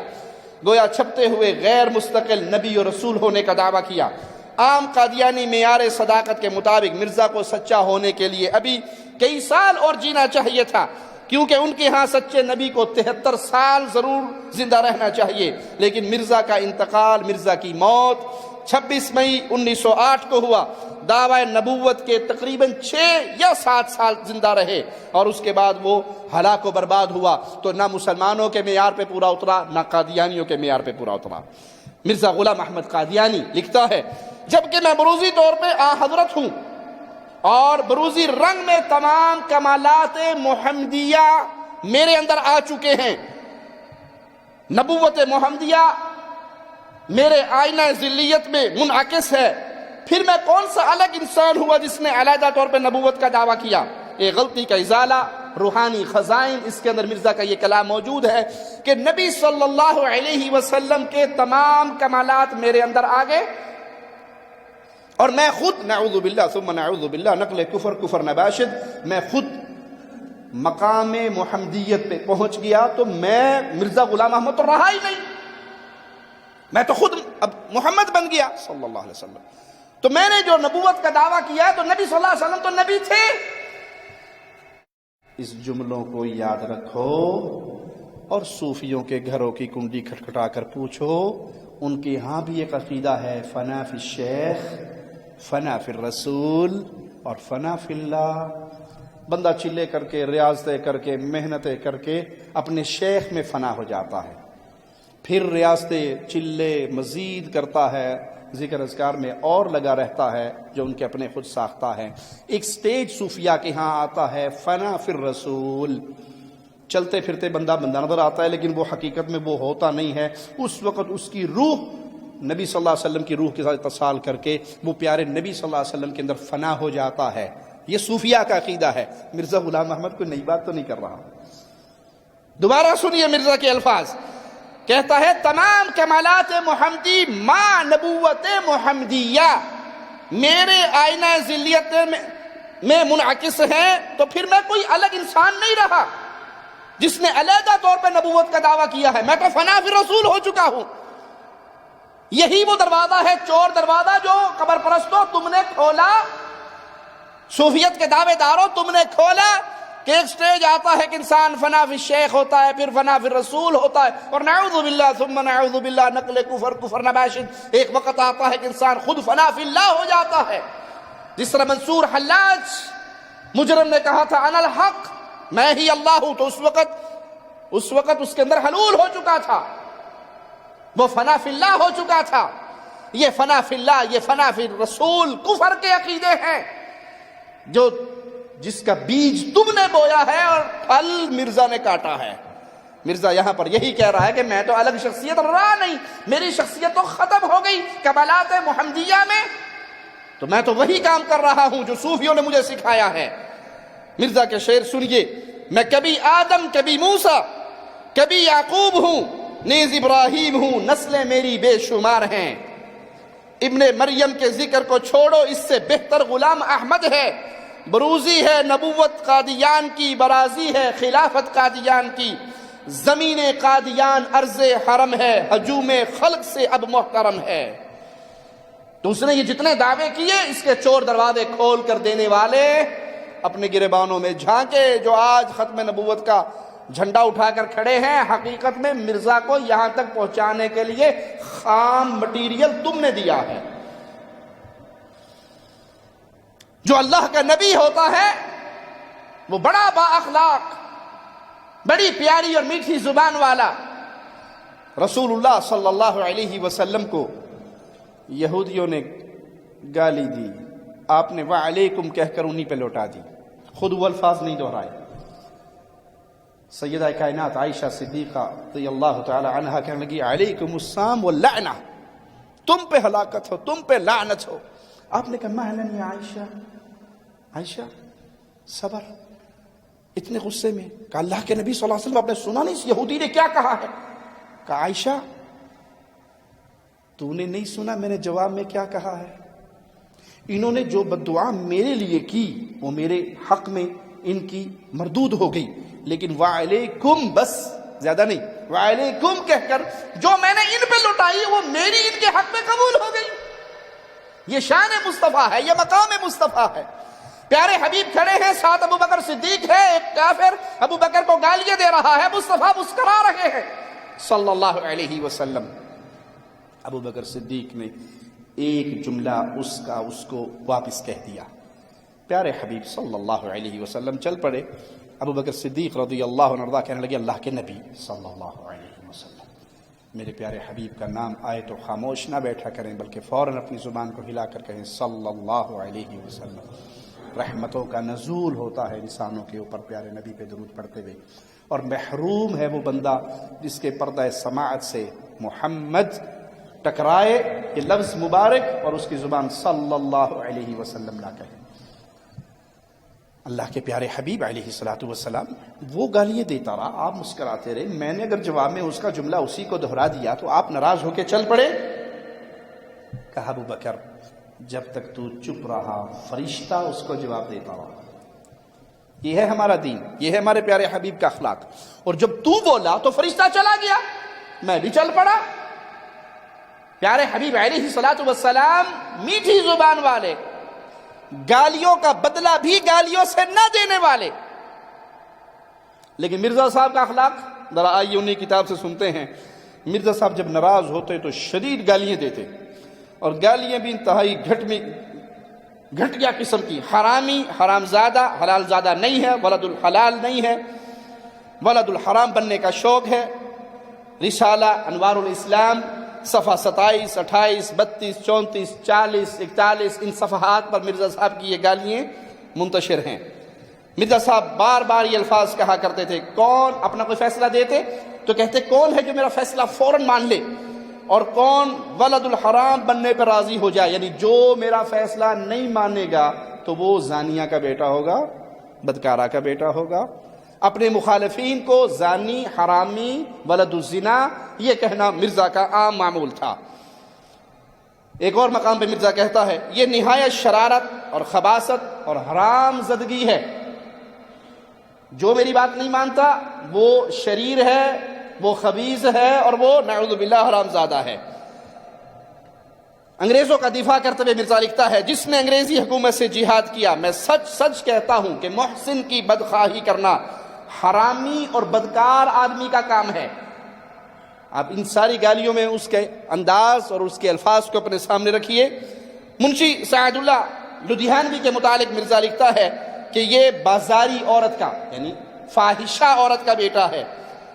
احمدی مناظر اس کا ترجمہ جو بھی کریں، مرزا خود اس کو بتا رہا ہے ان الفاظ کا معنی کہ اس سے مراد بازاری عورت، فاحشہ عورت ہے. آئینہ کمالات میں مولانا محمد حسین بٹالوی رحمہ اللہ کے متعلق بھی مرزا نے یہی الفاظ کہے. صفحہ 435 پہ لکھتا ہے، کل مسلم یقبلنی ویصدق دعوتی الا ذریۃ البغایا. ہر مسلمان میری دعوت کو قبول کرتا ہے لیکن بازاری رنڈی عورتوں کی اولاد میری دعوت کو قبول نہیں کرتی. یعنی جو مرزا کی بات نہ مانے وہ نعوذ باللہ فاحشہ بازاری عورتوں کا بیٹا ہے.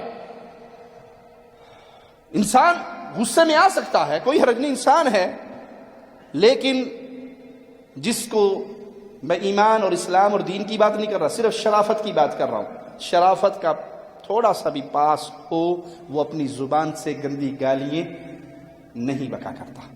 اور یاد رکھیے جن کی زبان سے اس طرح کی گندی گالیاں نکلتی ہیں ان کا شرافت سے، دین سے، ایمان سے، اخلاق محمدی سے کوئی تعلق نہیں ہے. آج بھی پیروں کی بڑے بڑی قسمیں ہیں نا. کوئی بابا لسوڑی شاہ اور کوئی بابا کاواں والی سرکار اور کوئی بابا کوئی نام، کوئی بابے کی کوئی نام. آج کل ایک بابا جی نے دھرنا دیا ہوا ہے، بابا گالیوں والی سرکار، وہ صرف گاؤں ہی کرتا ہے. اس کی زبان سے جو گالیاں نکلتی ہیں، اور اللہ کی شان دیکھیے، بابا تے گالا کڈے ہر بڑی گالی پہ مجمع کہتا سبحان اللہ، لبیک لبیک لبیک یا رسول. نعوذ باللہ ثم نعوذ باللہ. ظالموں مجرموں تمہارا محمد سے کیا تعلق صلی اللہ علیہ وسلم. پیارے نبی کا یہ اخلاق. تمہارا پیر گالیاں دیتا ہے تم کہتے سبحان اللہ. تو قرآن کی آیت پڑھی انہوں نے، اس کی گالیوں کا نام سن کے تم رسول کریم صلی اللہ علیہ وسلم کا نام لیتے ہو. تم اخلاق مصطفیٰ کو جانتے ہو؟ گندی زبان، بازاری زبان، گالی گلوچ کی زبان، یہ پیروں کی شان ہے، یہ علماء کی شان ہے، یہ پیارے نبی صلی اللہ علیہ وسلم سے محبت کرنے والوں کی شان ہے. خادم حسین رضوی جس نے پی ایچ ڈی کی ہے گالیاں دینے میں، تمہیں مبارک ہو ایسا پیر. یہ محمد الرسول اللہ کی شریعت پہ نہیں ہے صلی اللہ علیہ وسلم. گالی دیتا ہی وہ ہے جس کے بعد دلیل ختم ہو جاتی ہے. ایک اور پیر صاحب ہے، پیر ٹوکے والی سرکار. وہ کسائیاں طرح ٹوکا ہاتھ رکھتا ہے. وہ تقریر کرنے نہیں آتا، گوشت کاٹنے آتا. میں منڈی کاٹ دوں گا، میں دبئی سے ٹوکا لے کے آیا ہوں. اس ٹوکے والی سرکار کو کسی نے فون کیا کہ ہم جو جمعے والے دن یہ درود و سلام پڑھتے ہیں، جان رحمت پہ لاکھوں سلام، یہ ہم نے بعد میں بنایا ہے کہ نبی صلی اللہ علیہ وسلم کے صحابہ بھی پڑھتے تھے. کہا نہیں، یہ درود و سلام رسول اللہ صلی اللہ علیہ وسلم کے صحابہ بھی پڑھتے تھے. اس نے پھر پوچھا کہ شاہ جی، پیر جی، رضوی صاحب، ٹوکے والی سرکار، یہ درود جو میں کہہ رہا ہوں، جان رحمت پہ لاکھوں سلام، صحابہ پڑھتے تھے؟ کہا ہاں بالکل پڑھتے تھے. اس جاہل سے کوئی پوچھے، یہ تو اردو میں ہے، یہ تو اردو میں ہے. کہ نبی صلی اللہ علیہ وسلم کے صحابہ کو اردو آتی تھی؟ اس نے جرت کی. اور میں یہاں پر اللہ کی رحمت سے یہ بات کہتا ہوں، اللہ نے یہ شان دی ہے تو صرف اہل الحدیث کو دی ہے کہ ہمارا کسی مسئلے میں آپ کے ساتھ اختلاف ہے، ہم اللہ کی قسم ببانگ دوہل کہتے ہیں کہ آپ ہم سے اس مسئلے میں بیٹھیے، سوالات کیجئے، راتیں گزر جائیں، دن گزر جائیں، ہم اس وقت تک نہیں اٹھیں گے جب تک آپ کے دل کی تسلی نہ کروا لیں. اور یہ حصہ کسی اور کے کھاتے میں، وہاں تو پوچھو نا جی یہ دلیل کہاں ہے، یہ لکھا کہاں ہے؟ تو وہابی تے نہیں، یہ پوچھتا ہے پیر صاحب سے کہ لکھا کہاں ہے. اس غریب نے پیر یوسف رضوی صاحب سے پوچھ لیا جناب دلیل کیا ہے؟ کہا دلیل یہ ہے صراط الذین انعمت علیہم، اس کے راستے پہ چلو. جن پہ اللہ کا انعام ہوا، تو میں یوسف رضوی کہتا ہوں کہ اللہ کا مجھ پہ انعام ہوا ہے اور میرا راستہ تمہارے لیے لازم ہے، تم میرے راستے پہ چلو۔ کہا حضرت کوئی قرآن کی آیت، کوئی نبی صلی اللہ علیہ وسلم کی حدیث سنا دو۔ کہا میرا کہہ دینا، فرما دینا کم ہے، میں کہہ رہا ہوں کہ میں ان لوگوں میں شامل ہوں جن پہ اللہ کا انعام ہوا، اور میں کہتا ہوں کہ یہ درود صحابہ نے پڑھا۔ اس نے کہا حضرت کوئی حدیث کی کتاب، کوئی حدیث کا نمبر، کوئی حدیث کا حوالہ دے دو۔ تو حوالہ تو نہیں دیا، لیکن ماں بہن کی گالیاں دینی شروع کر دی۔ السلام علیکم مولانا یوسف صاحب جی، کیا حال ہے حضرت؟ اللہ کا کرم۔ ایک مسئلہ پوچھنا ہے حضرت۔ نماز ہے جی؟ مسئلہ نماز ہے، میں کیا نہیں وہ بیا مسئلہ ہے، بیا مسئلہ ہے، درود دے متعلق ہے۔ ٹھیک جڑا جمعے دے بعد جڑا درود شریف پڑھتے ہیں آپ، جڑا جان رحمت پہ لاکھوں سلام، جڑا نا صحابہ دے دور تو چلے آندے یا بعد کہیں نے پڑھے؟ صحابہ کے دور یہ جان رحمت پہ لاکھوں سلام صحابہ اکرام جمعے دے بعد پڑھتے ہیں جی؟ جی ہاں، کھڑے تھی اور کیا حوالہ آئندہ کوئی؟ یوسف رضوی زیادہ جی؟ یوسف رضوی زیادہ جی میں کہیں دا حوالہ کتنا ہے؟ حوالہ یہ کتاب ہے یوسف رضوی زیادہ پیا یوسف رضوی زیادہ پہ ہوئے، میں کہ بھی جڑا دا حوالہ کیڑی کتاب ہے بھی حدیث کیڑی کتاب ہے؟ قرآن پاک دے وچ آندا ہے جی، اللہ فرماندا صراط الذین انعمت علیہم، جی ان لوکاں دے راہ تے چلو تے ان لوکاں لے کام کرو جی جنہاں تے اللہ تعالیٰ دا انعام ہے، ٹھیک، تے جنہاں تے اللہ تعالیٰ دا انعام ہے انہاں وچ میں بھی ہے۔ تو ہے انہاں میں تو حجت بن سن، دلیل بن سن دے واسطے؟ بالکل بننا، میں قرآن پاک دی آیت پڑھ کے تمہیں سمجھانا، واللہ علیہم من النبیین والصدیقین یار والشہداء والصالحین تساں آکھے نا وحسن اولئک رفیقا، تساں آکھے نا جڑے اللہ دے نیک بندے ہوندے نا، نیک بندے جی جی انہاں دی جڑی گل ہوندی نا، انہاں جڑی بات فعل ہوندا حجت ہے، جی قرآن دی نص ہے۔ اور قرآن دی نص تے دے میں پوچھدا پیا تساں آکھے نا صحابہ اکرام پڑھدے ہن تے اے تے کہیں حدیث وچ ہو سی نا؟ میں تن قرآن سنان دیا تیری میں بہن تن سمجھ نہیں آئی میری گل دی؟ دیکھا نا یہ تو آدھی میں نیک بندہ گالاں کی کڈدا پیا؟ تن میں سمجھ آندی تو قرآن دا انکار کیتی ہے نا؟ میں الحمدللہ قرآن دا انکار نہیں کردا پیا۔ تو کا بے ایمان ہو جا، بے ایمان نہ کافر ہو جا تو۔ دیکھا نا تو گالاں نہ کڈ یار، مسئلہ دس مینوں، حدیث سنا، حدیث سنا دے کہڑی جگہ بھی صحابہ کرام پڑھدے ہیں زور دے بعد درود شریف اردو والا؟ ہیلو ہیلو پچھلے دنوں ایک بابا جی کا کلپ دیکھنے کو ملا، صادق خان کوہاٹی جماعت اہل حدیث کے بہت بڑے عالم، بہت بڑے مناظر، حافظ عمر صدیق حافظہ اللہ، اللہ ان کی زندگی میں برکت دے، ان کے علم میں برکت دے، ان کی عمر میں برکت دے، ان سے مزید دین کی خدمت لے۔ ان کے ساتھ مناظرے میں کسی مسئلے پہ اختلاف ہوا تو بس اس کے بعد تقریر کے لیے آیا تو صرف ماں بہن کی وہ گندی گالیاں دی جو ایک شریف النفس انسان سن بھی نہیں سکتا۔ تو بتائیں پلید کون ہے؟ اور پلید تو یہ عمر صدیق بدبخت ہے جو مناظرے کے لیے آتا نہیں ہے، اور یہ پیچھے سے سارا پلید ہے، یہ پیچھے کی طرف سے سارا پلید ہے، اور اس کی مؤنث اور ان کی مذکر ساری پلید ہے۔ بتاؤ پلید کون ہوتا ہے؟ جو لڑکیاں پیش کرے وہ پلید ہوتا ہے، یا کہ جو سیدھا آدمی ہو اور سچا آدمی ہو وہ پلید ہوتا ہے؟ پترا تو آ تو صحیح میں تیری تاریخ کو دوہراتا ہوں، لڑکیاں تم پیش کرو کوہاٹی کے لیے تو پلید تم ہوئے یا ہم ہوئے؟ پلید بہن تم ہو، اگر مائیں بہنیں بیٹھی ہو تو وہ چلی جائیں۔ تو یہ گالیاں دینا جاہلوں کا کام ہے، یہ گالیاں دینا ان کا کام ہے جن کے پلے میں دلیل نہیں ہوتی،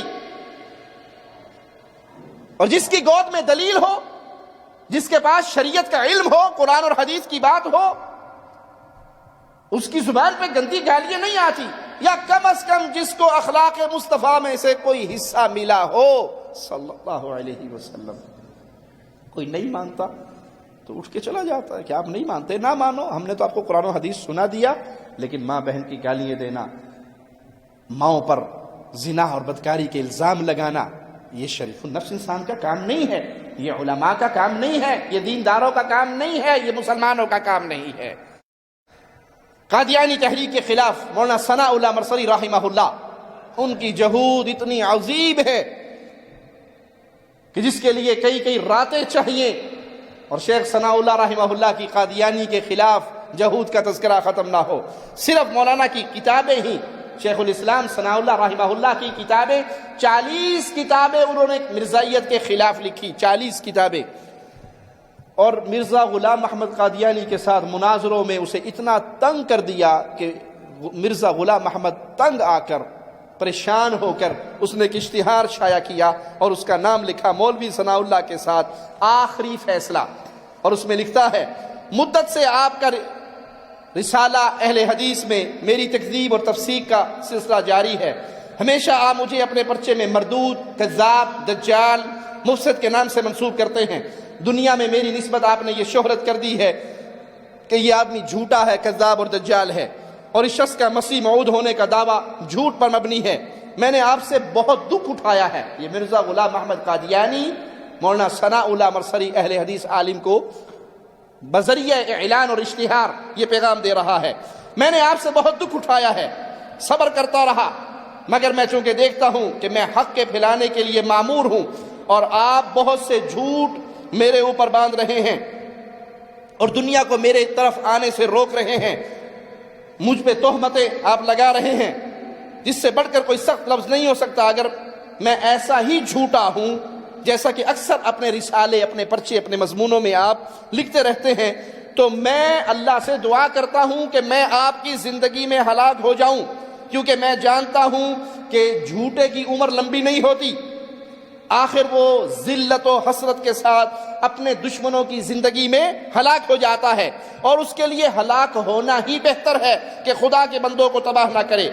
مرزا کہتا ہے اگر میں کذاب اور جھوٹا ہوں اور خدا سے جو میرا مکالمہ ہوتا ہے وہ جھوٹ پر مبنی ہے اور میں مسیح موعود نہیں ہوں، تو میں خدا کے فضل سے امید رکھتا ہوں کہ آپ اللہ کی سنت کے مطابق کذاب کی سزا سے نہیں بچیں گے۔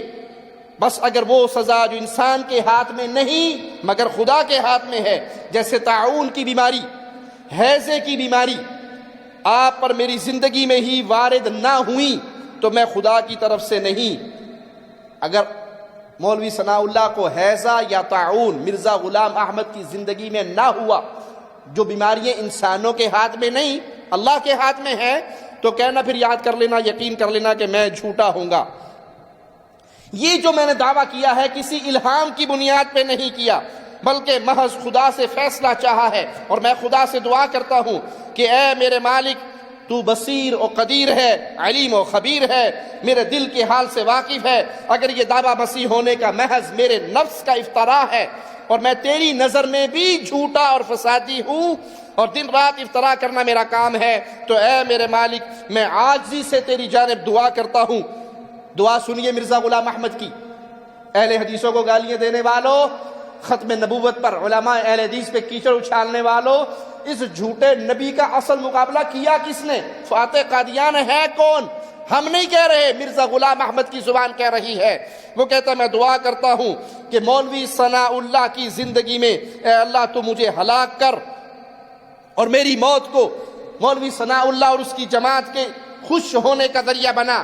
اے میرے کامل و صادق خدا، اگر مولوی ثناء اللہ ان تہمتوں میں جو مجھ پہ لگاتا ہے حق پر نہیں، تو میں عاجزی سے تیرے جناب میں دعا کرتا ہوں میری زندگی میں ہی مولوی ثناء اللہ مرسری کو نابود کر دے، مگر نہ انسانی ہاتھوں سے، یعنی کوئی بندہ اسے قتل نہ کرے، بلکہ اس پر موت واقع ہو ان بیماریوں کے ذریعے جو اے خدا تیرے ہاتھ میں ہے، یعنی طاعون، ہیضہ وغیرہ مہلک امراض اس پر آ جائیں۔ اس صورت کے کہ ہاں اگر وہ روبرو میرے آ کر مجھ سے معافی مانگ لے، اپنی بد زبانیوں سے توبہ کر لے، جس کو فرض منصبی سمجھ کے ہمیشہ مجھے دکھ دیتا ہے، تو پھر اس پہ اوپر یہ بیماری نہ آئے۔ لیکن اگر وہ اس بات پہ ڈٹا رہے کہ غلام احمد کذاب دجال ہے، تو یہ ساری بیماریاں اس پہ آ جائے۔ آمین یا رب العالمین۔ کہتا ہے میں ان کے ہاتھوں سے بہت ستایا گیا ہوں، صبر کرتا رہا، مگر میں اب دیکھتا ہوں کہ ان کی بد زبانی حد سے گزر گئی، مجھے چوروں ڈاکوؤں سے بھی بدتر جانتے ہیں۔ یہ مرزا کی گواہی ہے اہل الحدیث کے حق میں کہ اہل حدیث مرزا غلام احمد کو چوروں اور ڈاکوؤں سے برا سمجھتے ہیں، جس کا وجود دنیا کے لیے سخت نقصان رساں ہوتا ہے۔ اور انہوں نے ان تہمتوں اور بد زبانیوں میں وَلَا تَقْفُ مَا لَيْسَ لَكَ بِهِ عِلْمٍ اس آیت پر بھی عمل نہیں کیا، اور تمام دنیا سے مجھے بدتر سمجھ لیا، اور دور دور ملکوں میں میری نسبت یہ پھیلا دیا کہ یہ شخص در حقیقت مفسد، ٹھگ، دکاندار، کذاب، جھوٹا اور نہایت درجے کا بد آدمی ہے۔ سو اگر ایسے کلمات حق کے طالبوں پر بد اثر نہ ڈالتے تو میں ان تہمتوں پہ صبر کرتا، مگر میں دیکھتا ہوں کہ مولوی ثناء اللہ انہی تہمتوں کے ذریعے سے میرے سلسلے کو نابود کرنا چاہتا ہے، سلسلہ قادیانی کو، اس مذہب کو مٹانا چاہتا ہے، اور اس عمارت کو منہدم کرنا چاہتا ہے جو تو نے میرے آقا اور میرے بھیجنے والے اپنے ہاتھ سے بنائی ہے۔ اس لیے اے رب میں تیری ہی تقدیس اور رحمت کا دامن پکڑ کر تیری جناب میں التجا کرتا ہوں کہ مجھ میں اور ثناء اللہ میں سچا فیصلہ فرما، اور جو تیری نگاہ میں حقیقت میں کذاب ہے، مفسد ہے، اس کو صادق سچے کی زندگی میں دنیا سے اٹھا لے، یا کسی اور نہایت سخت آفت میں مبتلا کر دے جو موت کے برابر ہو۔ اے میرے پیارے مالک تو ایسا ہی کر، آمین ثم آمین۔ ربنا افتح بیننا و بین قومنا بالحق وانت خیر الفاتحین، آمین۔ بالآخر مولوی صاحب سے یہ التماس ہے، مرزا شیخ ثناء اللہ رحمہ اللہ سے التماس کرتے ہوئے کہتا ہے، بالآخر مولوی صاحب سے یہ التماس ہے کہ میرے اس مضمون کو اپنے پرچے اہل حدیث میں چھاپ دیں، اور جو چاہیں اس کے نیچے لکھ دیں، اب فیصلہ خدا کے حق میں ہے۔ مرزا غلام احمد مسیح موعود۔ یہ رسالہ چھپا، یہ اشتہار چھپا، اور اس اشتہار کے چھپنے کے 1 سال 1 مہینے اور 12 دن کے بعد، یعنی پورے 406 دن کے بعد، مرزا غلام احمد قادیانی اپنے میزبان مرزا یعقوب بیگ کے مکان احمدیہ بلڈنگ لاہور کے بیت الخلاء میں دم توڑ گیا۔ ہیضے کی بیماری میں مبتلا ہوا، اور ہیضے کی بیماری میں مبتلا ہو کر ہلاک ہوا، اور اس کی دعا اس کے حق میں قبول ہوئی کہ اس کو ہیضے جیسی مہلک مرض اور بیماری سے موت ہوئی۔ اور 26 مئی 1908 کو یہ اپنے جھوٹ پر مہر تصدیق لگا کر ثابت کر گیا کہ جھوٹے مدعی سچوں کی زندگی میں تباہ ہوا کرتے ہیں۔ اور مولانا ثناء اللہ امرسری رحمہ اللہ نے مرزا غلام احمد قادیانی کے مرنے پہ فرمایا، کذب میں پکا تھا پہلے مر گیا، کذب میں پکا تھا پہلے مر گیا، نامرادی میں ہوا اس کا آنا جانا۔ اور شیخ الاسلام مولانا ثناء اللہ امرسری رحمہ اللہ نے مرزا قادیانی کی ہلاکت کے بعد 15 مارچ 1948 کو سرگودا میں وفات پائی، یعنی مرزا کے باتھ روم میں ہیضے سے ہلاک ہونے کے بعد 40 سال تک شیخ الاسلام ثناء اللہ امرسری فاتح قادیان زندہ رہے، اور 40 سال کے بعد فوت ہوئے۔ مرزا کے بعد بھی کچھ لوگوں نے نبوت کا اعلان کیا، ان میں سے ایک نام مسیح الدین ندوی، جو ندوہ کے پڑھے ہوئے، حیدرآباد میں اس نے اپنی نبوت کا اعلان کیا۔ کچھ لوگوں نے جب اس کی مخالفت بڑی شدید کی تو وہاں سے بھاگ کے ناگپور میں آ گیا اور وہاں پناہ لی، اور پھر ساری زندگی گمنامی کی گزار دی۔ مولانا اسماعیل سلفی رحمہ اللہ اپنے ایک مضمون میں مزید نبوت کے دعوے داروں کا نام لکھتے ہیں، چراغ الدین، ظہیر الدین، محمد بخش قادیانی، یار محمد وکیل ہوشیار پوری، عبداللہ تیمہ پوری، سید عابد علی، عبداللطیف، ڈاکٹر محمد صدیق بہاری، ماسٹر احمد سعید، احمد نور کابلی، نبی بخش پسروری، عبداللہ پٹواری چیچاوطنی، فضل احمد، غلام احمد مسلم موعود، خواجہ اسماعیل، سید محبوب شاہ، یہ وہ لوگ ہیں جو انہوں نے مرزا کے بعد بھی اس جھوٹ اور دجل کے راستے کو اپنائے رکھا اور نبوت کا اعلان کیا۔ اور ماضی قریب میں یوسف کذاب ایک ایسا مجرم تھا جس کو ہلاک کر دیا گیا اور اس نے نبوت کا اعلان کیا۔ تو نبوت رسول اللہ صلی اللہ علیہ وسلم پہ ختم ہو چکی۔ آپ کے بعد جس نے بھی دعویٰ کیا وہ کذاب ہے، وہ دجال ہے، وہ جھوٹا ہے، اور وہ دنیا کے اندر بھی ذلیل ہوا، آخرت کی ساری ذلتیں تو ان کے لیے ہے۔ اللہ سے دعا ہے اللہ ہمیں پیارے نبی جناب محمد الرسول اللہ صلی اللہ علیہ وسلم کی محبت، پیار اتباع نصیب فرمائے، زندہ رکھے تو محمدی رنگ میں رنگ کے رکھے، موت دے تو اس حال میں دے کہ پیارے نبی صلی اللہ علیہ وسلم کا دیا ہوا پیغام قولوا لا الہ الا اللہ، اس کو ہم دنیا میں عام کر رہے ہوں، اور اللہ ہمیں اس حال میں اپنے پاس بلائے، اللہ ہم سے راضی ہو، ہم اپنے اللہ سے راضی ہوں۔ اے اللہ، جیسے تو نے اس اپنے پیارے گھر میں ہمیں اکٹھا کیا، اے اللہ اپنی رحمت سے ہم سب کو جو اس مسجد میں بیٹھے ہیں اور جن تک ہماری آواز یہ پہنچ رہی ہے، تمام اہل ایمان کو اپنی رحمت سے، اپنے فضل سے، اپنے کرم سے جنت الفردوس میں پیارے نبی جناب محمد الرسول اللہ صلی اللہ علیہ وسلم کے پڑوس میں جگہ عطا فرمانا۔ اے اللہ اپنی رحمت سے ہمیں بغیر حساب و کتاب کے جنت میں داخل فرمانا۔ اے اللہ تجھے تیرے پیارے چہرے کا واسطہ دے کے ہم سوالی ہیں مولا، اے اللہ ہمیں ان پیاروں میں شامل فرما دے جو قیامت کے دن جنت الفردوس میں نور کے ممبروں پہ بیٹھ کر پیارے نبی جناب محمد الرسول اللہ صلی اللہ علیہ وسلم کے ساتھ آپ کے پڑوس میں تیرے عظیم اور مبارک چہرے کا دیدار کریں گے۔ اللہ ہمیں ان بد نصیبوں میں شامل نہ کرنا جو قیامت کے دن جنت سے بھی محروم ہو، پیارے حبیب کی زیارت سے بھی محروم ہو، اور تیرے پیارے چہرے کے دیدار سے بھی محروم ہو۔ اقول قولی ھذا واستغفر اللہ لی ولکم ولسائر المسلمین فاستغفروہ انہ هو الغفور الرحیم۔